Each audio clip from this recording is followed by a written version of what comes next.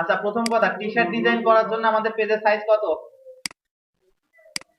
কোনো ফিক্সড কোনো সাইজ নাই, কিন্তু রিসেন্টলি আমাদের ক্লায়েন্ট আমাদেরকে একটা সাইজ বলে দিতে, সেটা হচ্ছে 4500 বাই 5400। বুঝছেন? 4500 বাই 5400।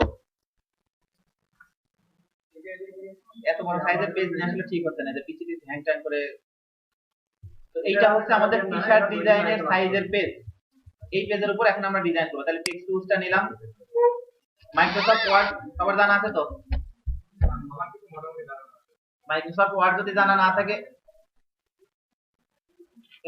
এই সবের ক্লাস তো হচ্ছে, এর আগে মাইক্রোসফট ওয়ার্ড নিয়ে তো নাড়াচাড়ি, যে লেখালেখি কাজটা হয় নাই।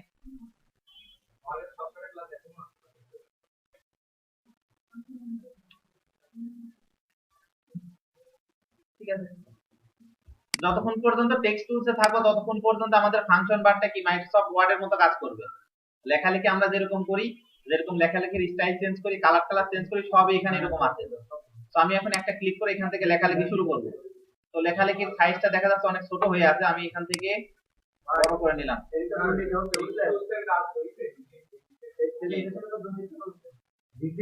আগামী দিন থেকে আসলে পর আমি আপডেট করে দেবো, সমস্যা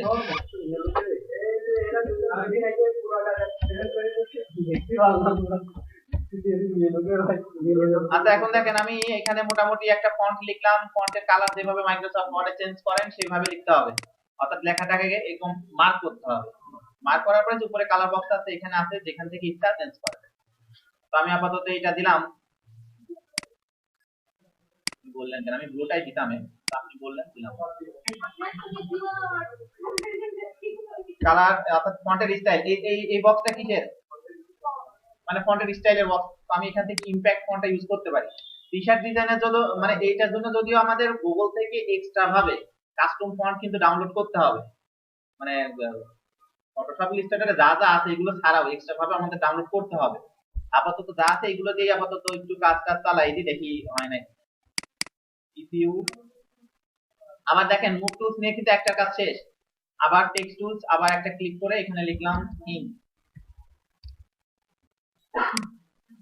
এটা আলাদা ভাবে। আবার টেক্সট টুলস।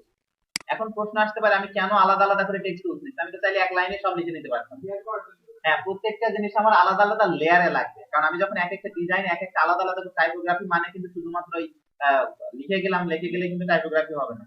লেখালেখি সাজানোর একটা ব্যাপার স্যাপার আছে, মানে এটা স্টাইলিস্টের একটা ব্যাপার স্যাপার আছে, সব দিক থেকে আমাদের ভাবতে হবে। if you think you are, আবার টেক্সট টুলস, আবার কি, এখনো অনেক টাইটেল বাকি আছে। আচ্ছা যাই হোক, এটা আমরা পরবর্তীতে সাজাচ্ছি।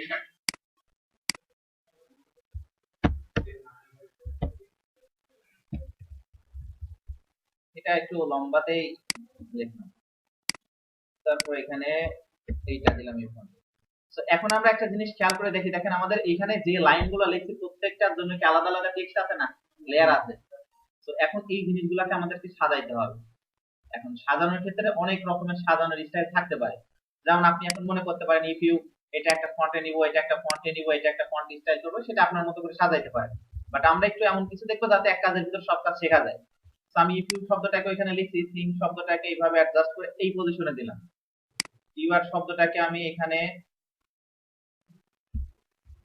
মানে একসাথে লাগাই দিব যাতে জিনিসটা ক্লোজ মনে হয়। ব্যাড শব্দটাকে একবার এখান থেকে শুরু করে বড় করে দেব। বোঝা গেল ব্যাপারটা? আই এম ইউর শব্দটাকে কন্ট্রোল টি প্রেস করে ব্যাড যতটুকু এতটুকু মাপে। এখানে মেজারমেন্ট ঠিক রাখার জন্য আমাদের প্রয়োজন পড়বে কোনটা? রুলার। এই যে রুলারটা দিয়ে দিলাম, আমরা ধরে নিব যে আমরা যাই করি না কেন এই রুলারের বাইরে যাবে না। যেমন এখানে যে ব্যাড এই শব্দটা একটু ছোট হয়ে গেছে, আমরা এটাকে একটু রুলার নিয়ে এসে দেখানো হয় নাই। কিবোর্ড থেকে কন্ট্রোল আর প্রেস করলে রুলার আসবে, আবার কন্ট্রোল আর প্রেস করলে ওটা বাদ যাবে। আর রুলার কিভাবে কাজ করে, এই যে দেখেন যখনই যে স্কেল আছে না, এই স্কেলের উপরে মাউসে ক্লিক করে ধরে এরকম টেনে নিয়ে আসবেন, অটোমেটিক্যালি ওটা চলে আসবে। আবার এই যে সাইডেরটা যে সাইডে আছে, তো রুলারটা কোনো ডিজাইন না, এটা জাস্ট আমরা আমাদের কাজের জন্য মেজারমেন্ট যাতে ঠিক থাকে এর জন্য জাস্ট এটা একটা সিম্পল জিনিস, এটা কোনো কাজের জিনিস না। আচ্ছা এখানে আমরা একটা রিভার্বার অ্যাড করব, তো সেই ক্ষেত্রে আমি থিম শব্দটাকে হালকা একটু ছোট করতে পারি। রিভার খেলেন না,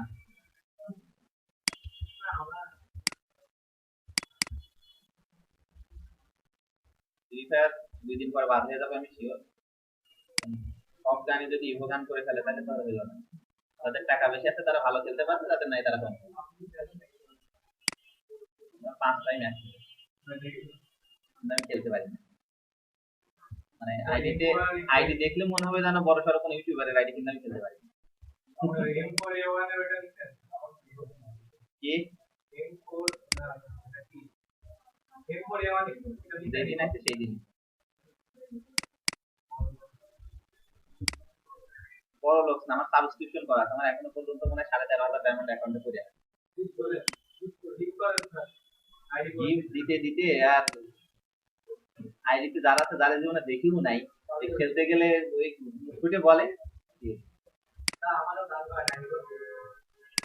ভালো হয়ে গেছে এখন আমি। আচ্ছা এখন কথা হচ্ছে দেখেন, এই যে যেভাবে সাজাইছে আমি যদি যদি মনে করি এইভাবেই রেখে দিবে, এটাও একটা ডিজাইন হবে, বাট আমি চাচ্ছি আরেকটু স্টাইলিশ হবে।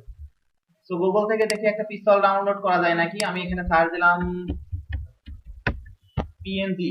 আচ্ছা এখানে পিএনজি লেখার পর এখানে আমি সার্চ অর্থাৎ এক্সট্রা অ্যাড করে দিব ভেক্টর। মানে কি ভেক্টর জিনিসটা হচ্ছে এরকম আর্ট রিলেটেড ছবি আসবে, মানে অরিজিনাল ছবি এখানে অ্যালাউ না, আর্ট রিলেটেড ছবি যেগুলো আর্ট করা হয়। তো এখানে আপনি চাইলে এই ছবিটা আর কি অ্যাড করে দিতে পারেন। এগুলোকে পিস্তল বলে, আর এগুলোকে কি বলে? হ্যাঁ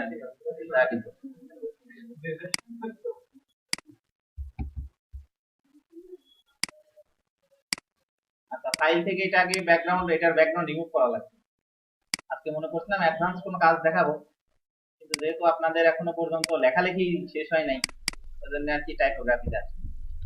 কারণ আমাদের ডিজাইন বলতেই শোনেন, সে যে কোনো ডিজাইন করেন না কেন, ডিজাইন মানেই লেখালেখি। আচ্ছা এটা দেখেন এই যে ইন্ডেক্স ফাইল, কোনো কাজ হবে না এর উপরে।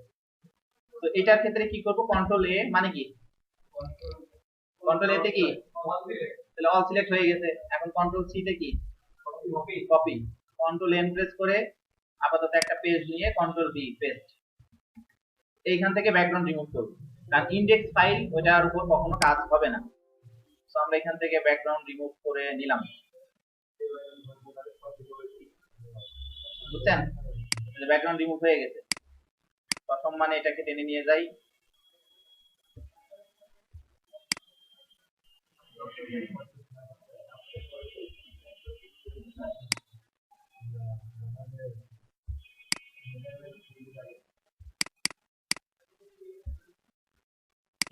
মানে ইউ আর, এই ইউ আর শব্দটাকে আমরা এখন একটু বড় করে দিতে পারি, মানে আমরা অ্যাডজাস্টের একটা ব্যাপার স্যাপারে আর কি যাচ্ছি, বুঝছেন?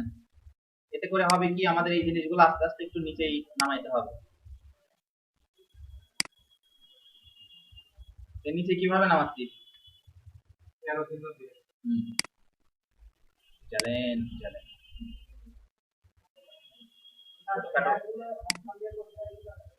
কই একসঙ্গে করবো কেন, মানে একসাথে সব এই যে আমি টানলাম কিভাবে? আমার যতটুকু প্রয়োজন, আমি যে মুভ টুলসের কাছে আসি না, এখন মনে করেন bad I am your dad, এই তিনটা ওয়ার্ডকে সিলেকশন করব, মানে তিনটা লেয়ারকে, তাহলে এক টানে এইভাবে সিলেকশন করে নেব। এই দেখেন তিনটা লেয়ার ধরে গেছে, কিন্তু এটা করতে হবে মুভ টুলস দিয়ে। একবার যদি এক টান দিই তাহলে সবই হয়ে যাবে। এবার মনে করেন দেখতে মনে হচ্ছিল যে রিঅ্যাক্টিং গুলার টুলসের মতো, এবার আপনি কি করলেন রিঅ্যাক্টিং গুলাতে টান দিলেন, তাইলে কিন্তু সিলেকশন হবে। ঠিক আছে। আচ্ছা এইবার আমি এখানে জাস্ট একটু টাইপোগ্রাফি করবো, সেটা থেকে কালারটা আমি একটু চেঞ্জে নিয়ে আসবো, ঠিক আছে? তো আমি এখান থেকে ইউ আর এইটাকে দিলাম সায়ান, সায়ান বলতে ওই সায়ান না, মানে একটু ডিপ টাইপের হবে না। এই ডিজাইনের ক্ষেত্রে ইম্পর্টেন্ট, কিন্তু টেক্সটের কালারটা কিন্তু হেভি ইম্পর্টেন্ট।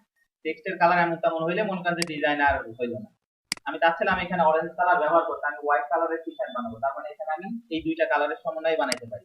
অরেঞ্জ কালার আমাদের একটু পরে প্রয়োজন হবে। ওকে, সেম কালারটা কিভাবে দিলাম? এখানে এখানে যে কালার আছে সেমটাই এখানে দিলাম, কিভাবে?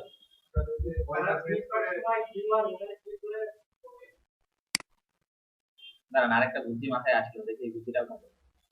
এখান থেকে এই যে ইফ ইউ, এই ইফটাকে যদি আমি হালকা যদি একটু বড় করে দিই, তাহলে আমি এখানে এক্সট্রা একটা জিনিস পেয়ে যাবো, আইটাকে বাইরে পেয়ে যাচ্ছে না, এই আইটা টেনে লাস্ট পর্যন্ত দিয়ে দিই, এই স্টাইল হবে।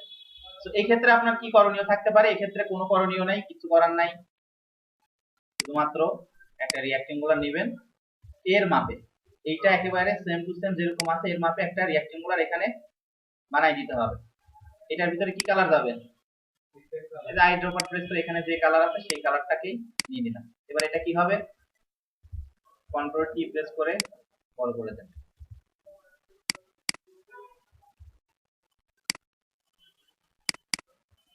বোঝা গেল ব্যাপারটা?